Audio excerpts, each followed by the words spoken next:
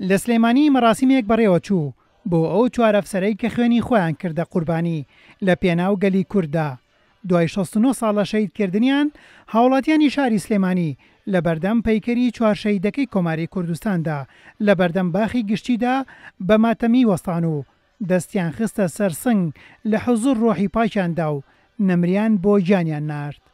تاجەگوڵینەی سەرۆک مامجلال لە بەردەم پەیکەری ئەو چوار ئەفسەرەدا دانرا، وەک چۆن مامۆسای ئیبراهیم ئەحمەد 69 ساڵ لەمەوبەر لە کاتی بە خاکسپاردنی دوان لەو ئەفسەرانە ڕۆڵی بینی، بەو جۆرەش هەرێکە لە خات و هێرۆ ئیبراهیم ئەحمەد و خات و شاناز ئیبراهیم ئەحمەد لەگەڵ لێپرسراوانی حکمی و حزبی و هاوڵاتیاندا چڵە گوڵی ڕێز و وەفا و خۆشەویستیاندانا.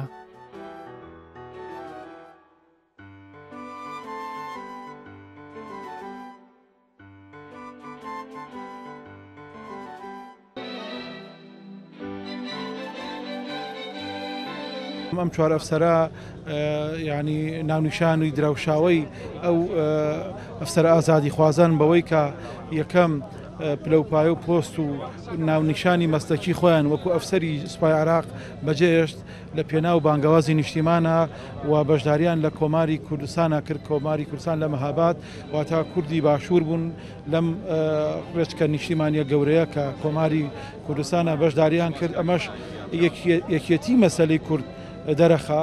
دەستخۆشی لەواکەم کە ئەم یادی ئەمڕۆی ساز کرد. ئەمڕۆ یادی 69 ساڵەی شەهید بوون و لە سێدارەدانی ئەو چوار ئەفسەرەیە بۆ ئێمەی گەنج، بۆ ئێمەی نەوەی نوێ بەعام بەڕاستی ئەمانە قوتابخانەیەکی گەورە بوونە لە ڕابردووە.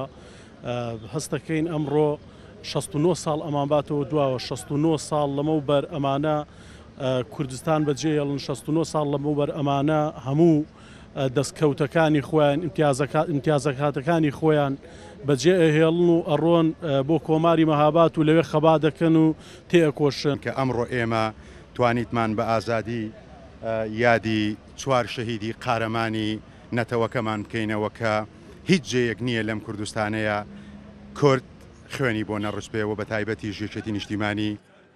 لە شوهەدای ڕێگای نیشتیمانەوە عیزەت عەبدولعەزیز و مستەفا خۆشنا و خەیروڵڵا عەبدولکەریم و محەممەد مەحموودەوە بۆ برایانی میلەتی کوردی خۆشەویست.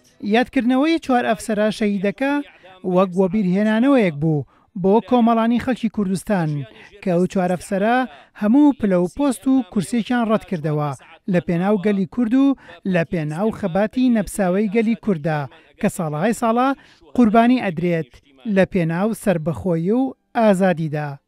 هێمن قادر، کورسات نیوز، سلێمانی.